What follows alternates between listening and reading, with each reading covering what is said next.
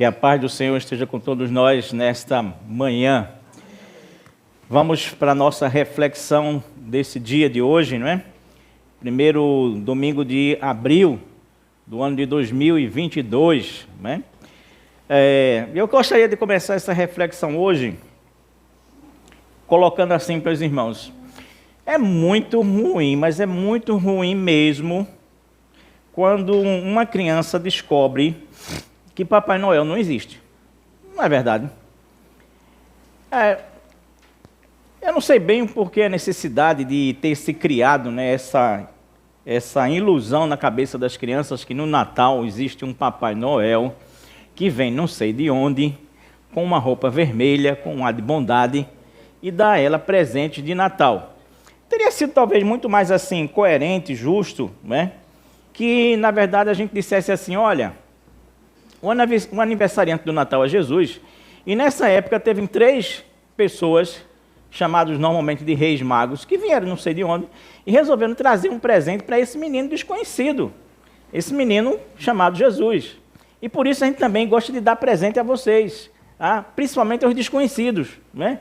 As crianças carentes da comunidade, as pessoas em geral, e etc. Teria sido mais coerente, mas vamos fechar isso aqui, né? Minha situação não é essa. O que eu quero dizer assim, é que na verdade, criou-se essa ilusão na cabeça das crianças, e quando as crianças descobrem que não existe um Papai Noel, porque em algum momento se coloca, se evidencia essa verdade, né? A verdade vai se impor, algum momento a criança vai saber que não existe um Papai Noel, de jeito nenhum. Nessa hora, quem é o portador dessa notícia de que o Papai Noel não existe é um cara que fica, na verdade, assim, numa situação muito ruim, né? Porque é uma espécie de desmancha-prazer, não concorda comigo? As criancinhas viveram tão iludidas com isso o tempo inteiro, aí de repente alguém chega e diz, não existe, aí esse estraga-prazer chega e dá essa notícia para as crianças. Não é uma posição agradável essa de ser o estraga-prazer, né? É ruim. Eu já me encontrei 2 vezes, na verdade, nessa posição na minha vida profissional. 2 vezes. Na empresa onde eu trabalhei. Presta atenção aqui comigo. Primeira vez foi quando me chamaram para fazer uma palestra sobre aquela situação da águia. Eu creio que os irmãos já ouviram muito falar de um processo de renovação da águia. Não é assim? Entre aquela pessoa com uma postura de voz assim maravilhosa, bonita, né? E a águia chega um dia em que ela tem que tomar uma decisão. Qual é a decisão que ela tem que tomar? É a decisão de que ela está ficando velha demais, ela precisa passar por um processo de renovação. Então a águia, nesse momento, ela sobe a mais alta montanha que existe, vai lá em cima. Ela fica reclusa por cerca de 150 dias. E nesses 150 dias, essa pessoa, aliás, essa águia, ela faz o seguinte, ela começa a arrancar todas as suas penas, tira todas as suas penas. Depois que ela tira todas as suas penas, ela também, com o bico, tira as garras dela, bota as garras, arranca as garras fora. E por último, numa situação muito dramática, essa águia, ela taca o bico na parede, ela bate na parede, bate, até o bico cair. Já ouviram essa história? Tá. Isso é usado por muitos palestrantes, não é, como uma forma, né, de dizer assim para a pessoa, você consegue, você precisa se renovar, você precisa passar por um processo de renovação na sua vida. E aí, eu fui fazer a palestra que me pediram sobre isso. E aí eu comecei a procurar essa história, procurar, e descobri o que é uma fake news. Você já viu alguma fotografia de uma águia passando por esse processo em algum lugar? Ela toda cheia sem pena nenhuma, passando 150 dias de fome, arrancando, dilacerando o seu corpo. Já ouviu uma fotografia disso em algum lugar? Vocês acham que se isso existisse, algum fotógrafo já não teria pego essas fotografias? Claro, evidentemente. Além do mais, todo o processo ele é extremamente doloroso, e nenhuma águia conseguiria sobreviver a isso. E aí um dia eu fiz a palestra sobre isso, preguei sobre isso aí, fiz uma palestra sobre isso na empresa lá, e as pessoas ficaram assim, não existe. Eu ganhei um amigo que toda vez que olha para mim, ele diz assim, mas você acabou com a minha inspiração. Mas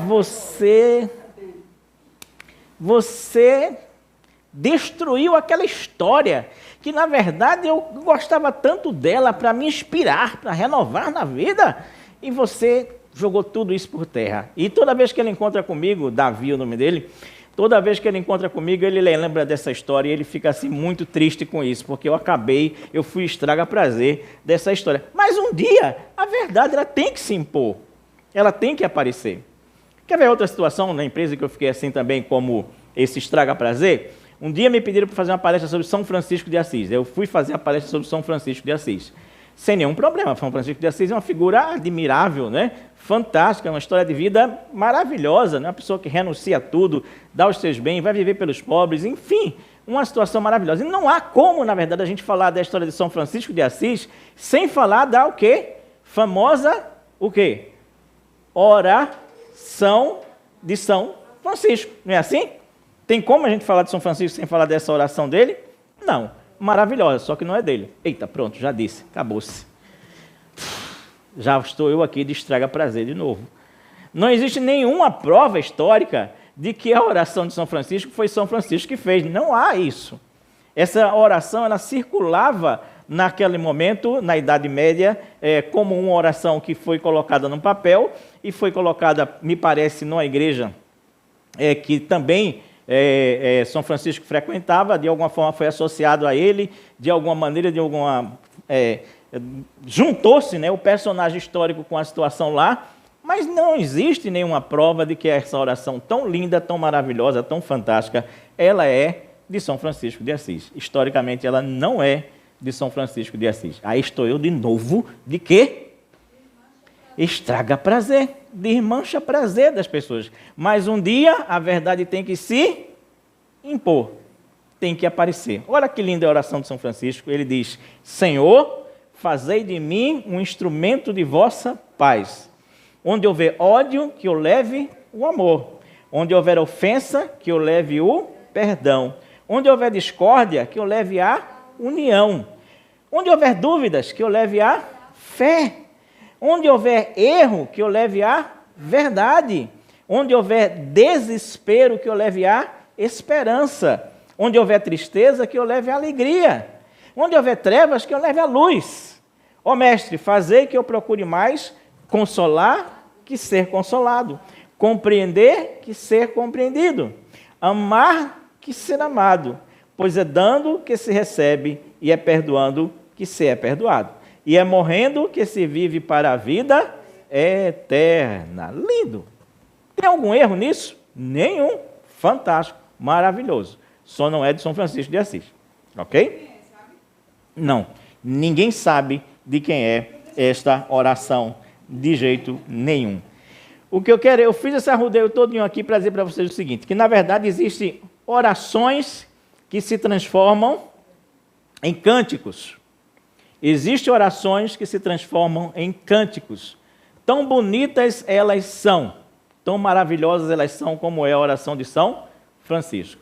E o que nós queremos falar de hoje de manhã para vocês é justamente de uma oração que se transformou num cântico. Mas a gente pouco sabe disso, porque a gente, na verdade, não, às vezes, estuda a Bíblia da forma adequada, da forma certa. Abra a sua Bíblia no livro de Abacuque, no capítulo de número 3. Abacuque, capítulo de número 3. Mas você vai, por favor, manter sua Bíblia aberta durante toda a nossa reflexão de hoje, porque nós vamos usar não só o capítulo 3, mas usar o capítulo 1, capítulo 2 e o capítulo 3. Ok? Mas, por que eu estou falando sobre isso hoje? Porque, na verdade, é assim. Uma das coisas que eu mais ouvi nessa pandemia, foi as pessoas falarem sobre esse trechinho final do livro de Abacuque. Esse que eu vou ler agora para vocês, ok? Diz assim, no capítulo 3 de Abacuque, os primeiros versículos. Oração, veja bem, oração do profeta Abacuque sobre Sigionote. Sigionote é um instrumento, esse nome estranho aí, né? É um instrumento com a qual essa oração deveria ser tocada. E diz assim: ouvi, Senhor, a tua palavra e temi. Aviva, ó Senhor, a tua obra no meio dos anos, faze-a conhecida. Na tua ira, lembra-te da misericórdia. E agora vamos pular para o versículo 16, que diz assim: ouvindo eu, o meu ventre se comoveu, a sua voz tremeram os meus lábios, entrou a podridão nos meus ossos, e estremeci dentro de mim. No dia da angústia descansarei, quando subir contra o povo que invadirá com suas tropas.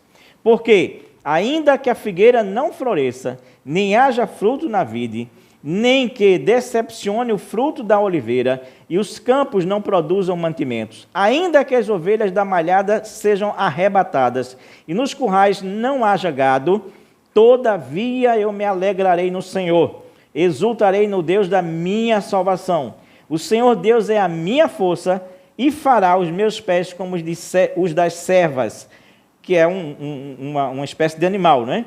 E me fará andar sobre as minhas alturas. Amém. No nome de Jesus, amém. A última frase é uma recomendação pela forma como deveria ser cantada esta oração, né? Porque o capítulo 3 começa, esta é a oração.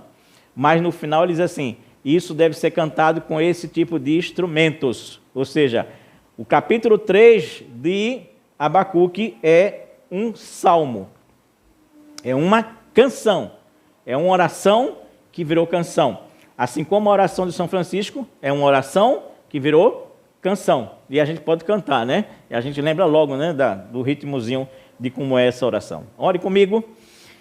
Paizinho Santo, Deus bendito, muito obrigado pela tua graça, pelo teu amor, muito obrigado pela tua palavra, que ela é sempre muito rica, muito eficaz e sempre nos ensina muito. Que o teu Divino Espírito Santo possa encontrar espaço em nossa igreja nessa manhã, para que ele possa agir e atuar em nossas vidas à vontade. Que eu possa ser utilizado apenas como instrumento em tuas mãos, nada mais, nada menos do que um mero instrumento em tuas mãos. Mas que a voz que as pessoas vão ouvir, a voz que vai falar aos seus corações, sejam a do teu Divino Espírito Santo, falando a cada um de nós, no nome de Jesus. Amém. Nós queremos falar sobre o seguinte tema hoje pela manhã: dos questionamentos à fé, os caminhos de um profeta muito diferente. Dos questionamentos à fé, os caminhos de um profeta muito diferente, que se chama Abacuque, ok? Abacuque. Abacuque pode ser traduzido por abraçador, ou seja, um abraço, a gente lembra do nosso irmão do abraço aqui, ou também pode ser traduzido como lutador, abraçador ou lutador, porque quando você luta, você não se abraça com as pessoas, você não se agarra com elas, né? Então, pode ter essas duas traduções, pode ser aquele que abraça ou aquele que luta, na verdade, ok?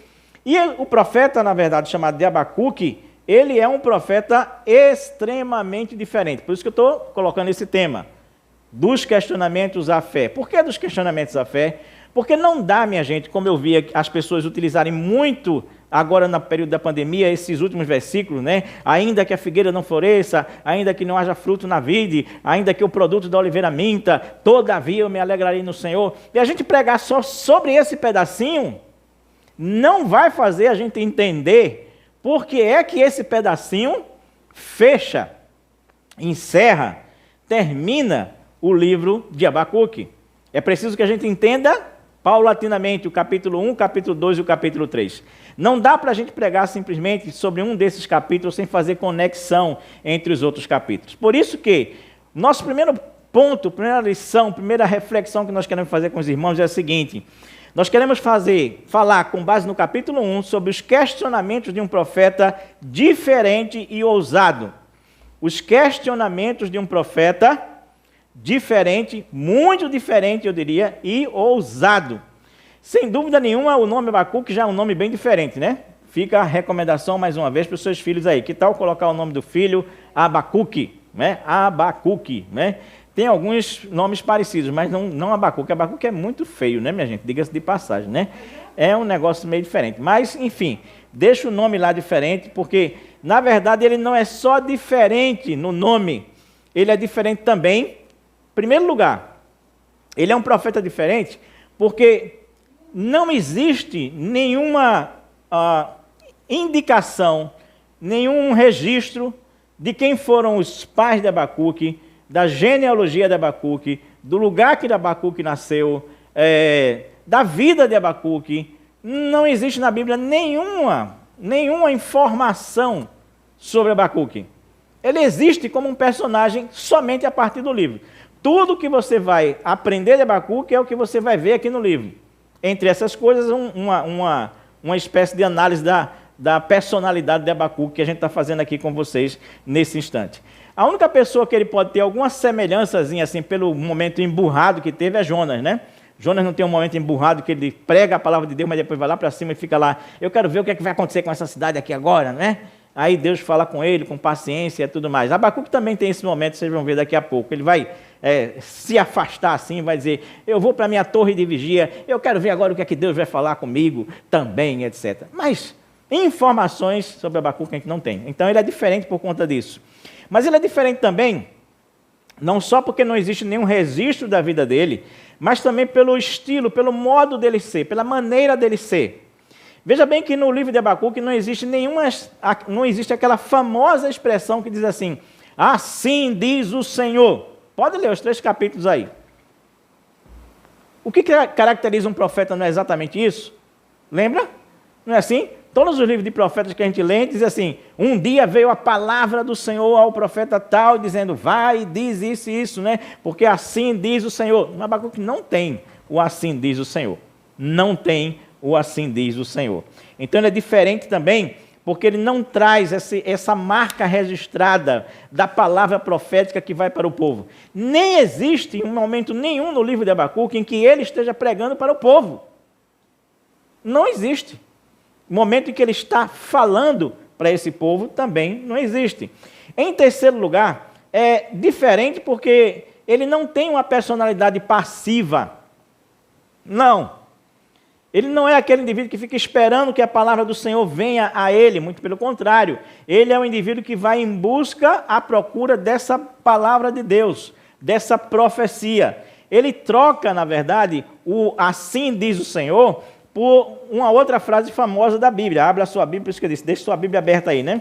Abra a sua Bíblia no capítulo 1, versículo 2. Veja qual é a primeira palavra de Abacuque aí. A primeira palavra dele é assim, até quando, Senhor, clamarei eu e tu não me escutarás. Gritar-te-ei violência e não salvarás. Abacuque 1:2.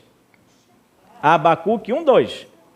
Até quando, Senhor, clamarei eu e tu não me escutarás. Gritarei, violência, e tu não salvarás. Você entende que é um indivíduo ser ativo e não passivo, em busca de uma profecia? É exatamente diferente. Algum outro profeta fez isso? Não, que a gente conheça, absolutamente nenhum outro profeta fez isso. Então, ele é diferente também, porque em vez do assim diz o Senhor, a primeira palavra dele é até quando, Senhor?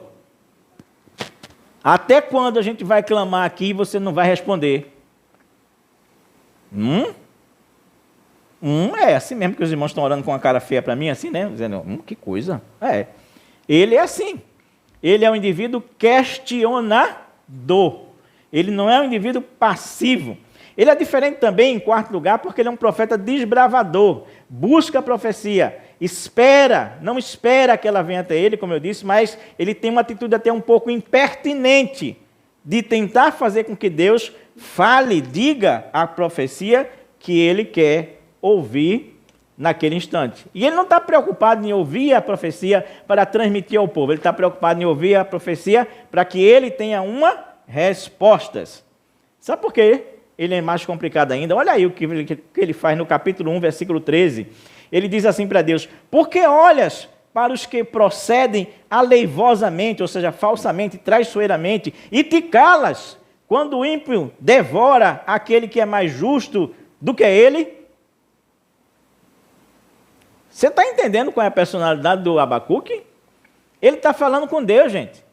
Ele não está falando com nenhuma outra pessoa, não. Ele está falando com Deus. Ele olha para Deus e diz assim, olha, até quando, Senhor, a gente vai clamar e você vai ficar calado? mais à frente, até quando, Senhor? Você vai olhar, você vai ver o injusto, o sujeito mau, proceder de forma traiçoeira, enganosa, e você não vai fazer nada.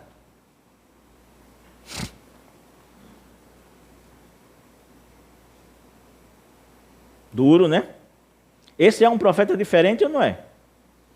Muito diferente. Você está entendendo agora porque eu digo que não dá para a gente pegar os últimos versículos de Abacuque e simplesmente ler aqueles versículos e fazer uma reflexão em cima dele sem entender o que vem antes? Você está entendendo? Ainda no capítulo 2, versículo 1, você vai ler assim, no final, né, depois que ele discursa, conversa, dialoga com Deus, porque os 2 primeiros capítulos é uma espécie de diálogo do Abacuque com Deus. Ele vai dizer assim, no versículo 1 do capítulo 2, sobre minha guarda estarei, e sobre a fortaleza me apresentarei e vigiarei, para ver o que falará a mim, e o que eu responderei quando eu for repreendido, diz Abacuque. Depois ele dizer assim, até quando nós vamos clamar e você não vai falar nada? Depois ele dizer assim, até quando você vai olhar para essa situação de violência, de momento difícil que o teu povo vive e não vai fazer nada? Ele diz, eu vou subir a minha torre de vigia. Eu vou ficar lá em cima, eu vigiarei e eu vou esperar, Deus, que você fale comigo, mesmo que depois eu seja repreendido. Ele tem a consciência de que ele pode ser repreendido, de que Deus pode se zangar com ele, mas ele quer arrancar uma resposta de Deus. Uma resposta que o satisfaça, que o convença do porquê daquela situação está acontecendo, do porquê daquilo está se realizando naquele momento, sem que Deus faça nada e pareça muito indiferente. Quantas vezes nós aqui estamos clamando, buscando, brigando com Deus por uma resposta? Não é assim também? Quantas vezes cada um de nós já não implorou a Deus, de joelhos no chão, como nós fizemos hoje aqui, através das suas orações, dizendo assim, até quando, Senhor? Até quando, Senhor? Até quando, Senhor? Quantos de nós já não chegou para Deus e disse assim, tu não estás vendo? Tu não estás observando o que está acontecendo com a tua igreja? Somos nós os responsáveis por isso e você, o que é que está fazendo, Deus? Quantos de nós já não fez isso? Quantos de nós já disse assim, chega, eu agora vou ficar aqui quieto para ver o que é que vai acontecer? Você entende? Por que Abacuque é um profeta diferente, e eu digo muito diferente? Porque o livro dele é uma espécie de relato da relação dele com Deus, e não necessariamente das profecias dele para com o povo de Israel, como são a maioria dos profetas que nós conhecemos. Abacuque, portanto, ele é diferente, muito diferente, mas também, ao mesmo tempo, ele é muito parecido com cada um de nós, diante das suas angústias, diante dos seus questionamentos, diante das suas perguntas, diante das complexidades das coisas que nos cercam, dos cenários que nos atingem e que a gente fica perguntando assim, por quê, Senhor? Por quê? Por quê? Porque tanta gente caiu nessa igreja aqui, ultimamente, não caiu assim espiritualmente, mas caiu literalmente de queda caída, né? E machucou o joelho, o tornozelo e não sei o quê. Em 2 semanas a gente tem mais de 5, 6 pessoas que aconteceram isso aqui. Enfim, nossos questionamentos. Mas a segunda coisa que eu quero falar com os irmãos é sobre um Deus que é questionado. Se Abacuque é um questionador, logo Deus é o sujeito a ser questionado. E aí no capítulo 2 nós vamos ver as respostas de um Deus que é questionado.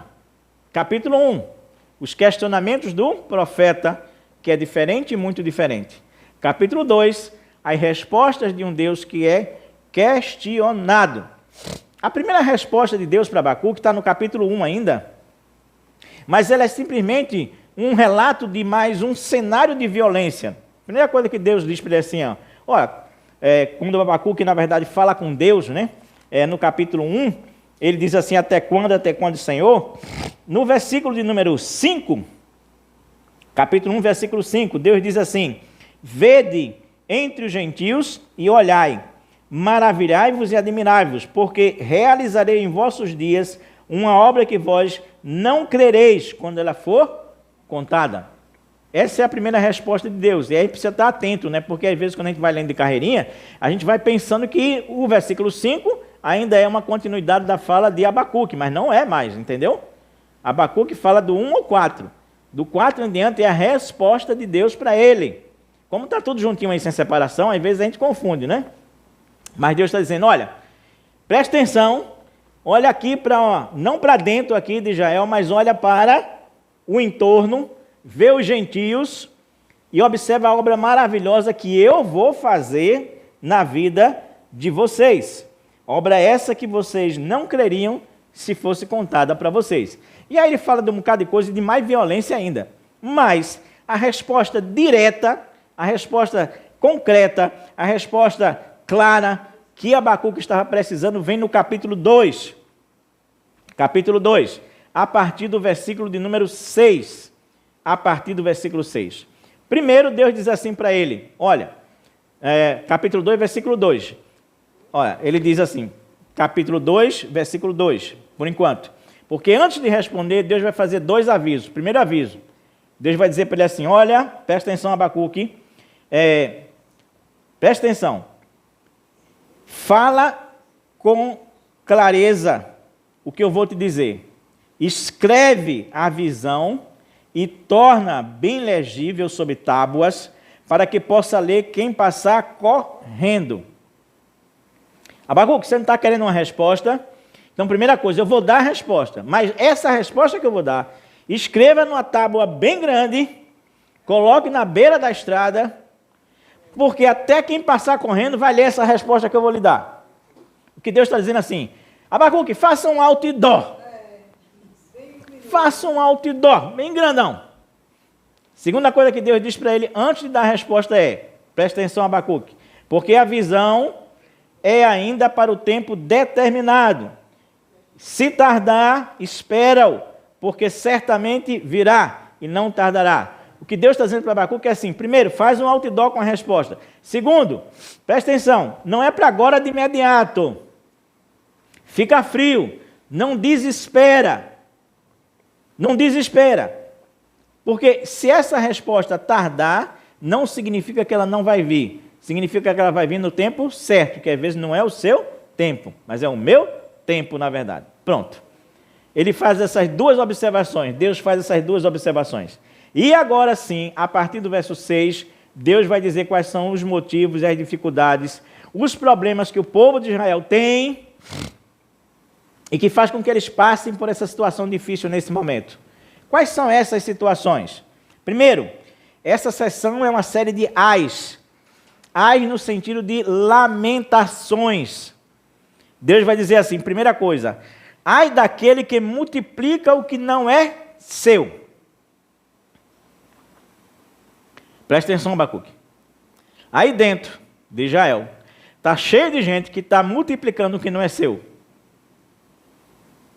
Segundo, ai daquele que carrega sobre si dívidas. Eita, pegou muita gente aqui agora, não pegou?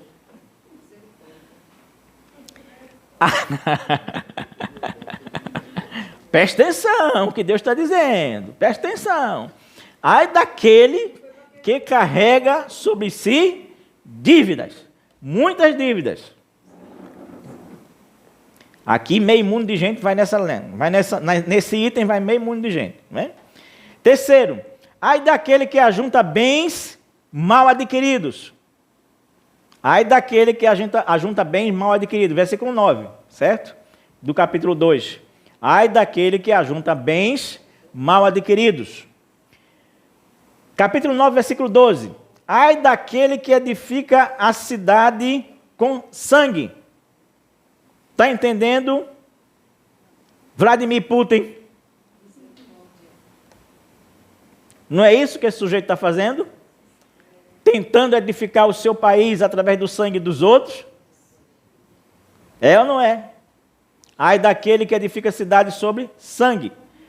Em quinto lugar, ai daquele que dá bebida ao seu companheiro com a finalidade de ver a sua nudez. Difícil também, né? Tem muita gente que faz isso, né? Embeber da gente para enganar, né? Em sexto lugar, ai daquele, versículo número 19 do capítulo 2, ai daquele que diz ao pedaço de pau, acorda, e que diz à pedra, desperta. Em outras palavras, ai daqueles que fazem imagens para idolatrar. Ai daqueles que criam ídolos santos para idolatrar esse pedaço de pau, essa pedra. Ai daqueles que fazem isso. Então são 6 ais que você vai encontrar aí no capítulo 2. Ai daquele que multiplica o que não é seu, ou seja, aquele que rouba. Segundo, ai daquele que carrega sobre si dívidas, o endividado.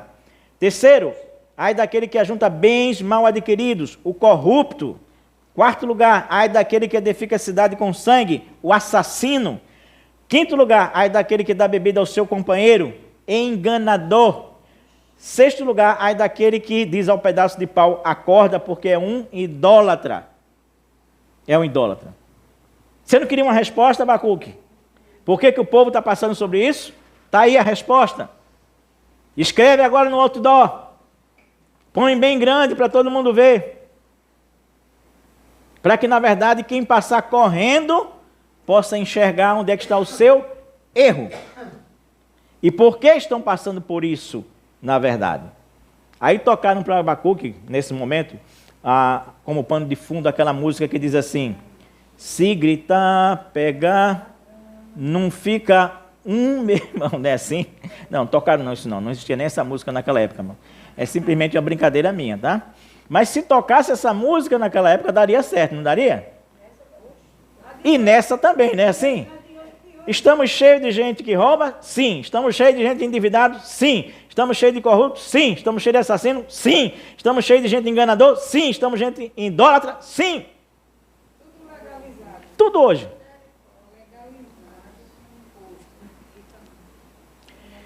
O cenário de Abacuque, portanto, era um caos social.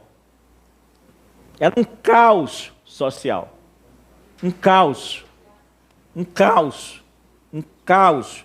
Como nós vivemos hoje também. Se a gente pegasse Romanos 3,10 e lesse, daria certíssimo, né? O que diz Romanos 3,10? Porque todos pecaram e destituídos estão da glória de Deus. É isso, Abacuque. Está a tua resposta aí, Abacuque. Deus termina, portanto, a sua resposta nesse capítulo 2 com um recadinho para Abacuque. Esse é particular.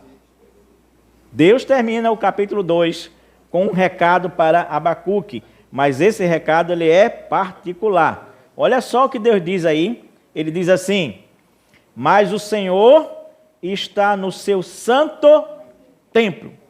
Cale-se diante dele toda a terra. Abacuque, está esse caos social aí.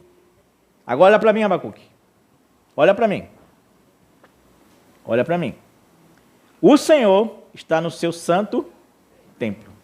A minha perspectiva, Abacuque, não é a sua. A sua perspectiva é aqui embaixo, Abacuque. A minha perspectiva é daqui de cima. O meu olhar é daqui de cima. O seu olhar é daqui de baixo. Você está olhando na horizontal. E eu estou vendo tudo daqui de cima, na vertical. Eu enxergo muito mais longe. Eu entendo exatamente as coisas que estão acontecendo simultaneamente. Você não, você tem uma visão limitada. Portanto, Abacuque, cale-se. Não só você, mas toda a terra. Toda a terra, cale-se.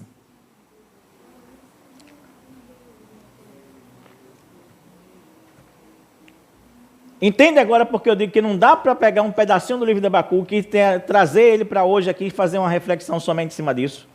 A gente tem que entender o antes, o durante e o depois. E o depois. Abacuque, pare de me questionar. Pare de dizer até quando, Senhor. Pare de dizer assim, tu não está vendo. Eu estou vendo tudo. E eu sei o que estou fazendo plenamente, Senhor Abacuque. Portanto, preste atenção que a minha perspectiva, o meu olhar é diferente do seu. Não é igual ao seu. Em terceiro lugar, aí sim entramos agora no capítulo 3. Para ter o salmo, o cântico, a oração, canção, que vai concluir essa relação de Abacuque com Deus e de Deus com Abacuque. No capítulo 3, a partir do versículo 1, nós lemos exatamente assim. Foi o texto que nós lemos para os irmãos aqui, né? Capítulo 3, versículo 2, aliás. Ouvi, ó Senhor, a tua palavra e temi. Ou seja, capítulo 1 nós tivemos os questionamentos de Abacuque. Capítulo 2 nós tivemos a resposta de Deus. No capítulo 3 nós vamos achar as reações de um profeta apavorado que aprendeu que deve descansar no Senhor. Amém? No capítulo 3 nós vamos ter as reações. Capítulo 1 foram as perguntas de Abacuque. Capítulo 2 foram as respostas de Deus. Capítulo 3, as reações de Abacuque, um profeta apavorado, mas que aprendeu que precisa descansar no Senhor. Primeira coisa que Abacuque diz é assim: eita, eu ouvi, Senhor, mas eu ouvi e temi. Não é assim que diz aí? Eu ouvi e temi. Mas não só eu temi. Esse ouvir aí, no original, é ouvir com inteligência. É ouvir com vontade de obedecer. É ouvir no sentido de escutar realmente e valorizar aquilo que o outro está dizendo.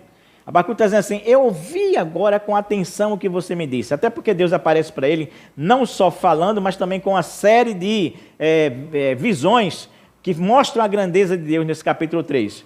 Então, ele vai dizer: eu ouvi e eu temi. Eu fiquei com medo. Eu fiquei foi com medo, porque temer aqui nessa situação é exatamente essa, é ficar com medo. Lembra qual era a questão de Abacuque? Abacuque começa o livro dizendo assim: até quando, Senhor? Eu vou falar e você vai ficar calado.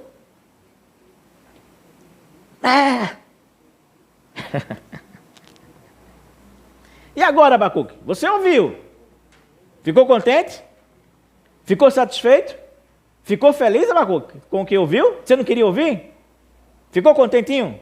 Ficou feliz? Não, eu fiquei foi com medo mesmo. Eu fiquei foi assim, tremendo nas bases. Porque em seguida ele vai dizer assim: eu não só ouvi e temi não, mas eu tremi até dizer basta. Não é assim que diz aí? Logo abaixo ele vai dizer: olha, as minhas entranhas se comoveram, ou seja, o meu ventre começou a se mexer dentro de mim. Eu comecei, na verdade, a sentir uma agonia dentro de mim quando eu ouvi. Não é assim que ele diz? Em seguida ele vai dizer assim: e os meus lábios começaram a tremer. Eu não pude mais falar de maneira articulada, fiquei tremendo de lábio. Depois ele vai dizer: as minhas pernas ficaram como que osso podre. Comecei a tremer nas bases, nas pernas também. E depois ele vai dizer: olha, depois de tudo isso eu estremeci, foi tudo dentro de mim.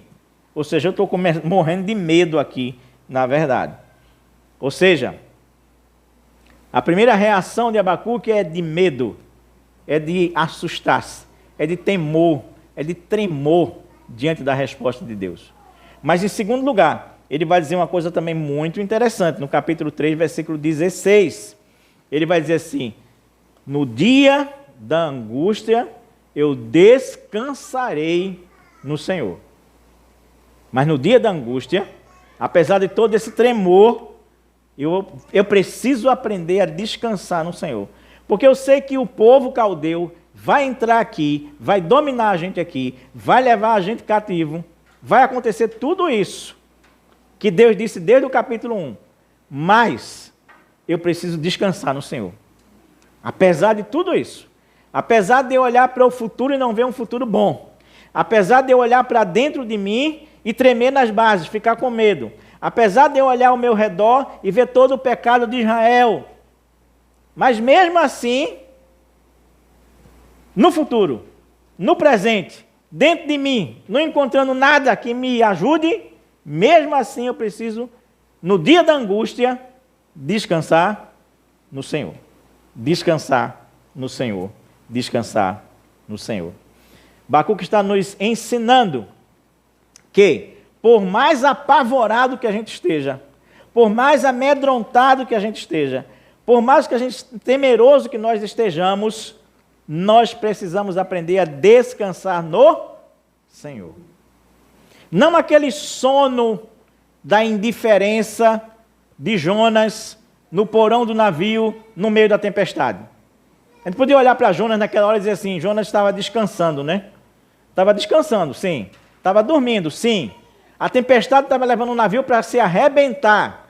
E ele estava lá. O sono dos anestesiados.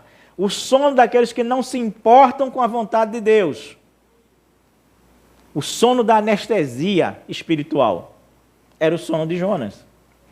Não é descansar desse jeito. É descansar do jeito que Jesus descansou e também estava dormindo no meio de uma tempestade, não foi? No Novo Testamento. Jesus não está lá no barco e o barco está quebra, mas não quebra. É raio, chuva, onda, não sei o quê. Enfim, os discípulos tudo doidos, Jesus dormindo. Mas era o sono de Jonas? Não. Era o sono daqueles que têm a sua vida nas mãos do Pai. Do Pai. Essa é a grande diferença. Essa é a forma da gente descansar no Senhor. É quando a gente tem confiança em nosso Pai eterno. É isso que Abacuque está dizendo aqui. No dia da angústia, Senhor, eu agora que te vi, eu agora que percebi a tua ação, eu agora que ouvi a tua voz, eu agora, mesmo com toda a angústia que me cerca, mesmo com toda a ansiedade que me toma, mesmo assim, eu vou descansar no Senhor, no dia da angústia. E aí eu quero concluir, lembrando que o Salmo 37, versículo 7 diz assim, descansa no Senhor e espera nele. Não te indignes por causa daquele que prospera em seu caminho, por causa do homem que executa astutos intentos. Essa era a situação de Abacuque. Abacuque, fica frio, te acalma, não fica indignado com tudo que está acontecendo, não. Espera e descansa no Senhor, como diz Davi no Salmo 37. Portanto, no capítulo 3, a gente vai encontrar um Abacuque, que não é aquele do capítulo 1. É um outro Abacuque. É um homem diferente. É um profeta diferente, que aprendeu a descansar no Senhor. Para finalizar, eu quero dizer duas coisas para os irmãos. A primeira delas é assim. Agora sim, depois de aprender a confiar e descansar em Deus, e entender que o silêncio de Deus não é um silêncio de indiferença, de quem não está nem aí, então Abacuque finalmente pode dizer o que diz os últimos versículos do seu livro. Ainda que a figueira não floresça, ainda que a videira não dê frutos, ainda que a oliveira engane, minta no seu produto que não chega a gente, ainda que os campos, na verdade, não produzam, ainda que as ovelhas e os gados desapareçam dos currais, mesmo assim, eu me alegrarei no Senhor.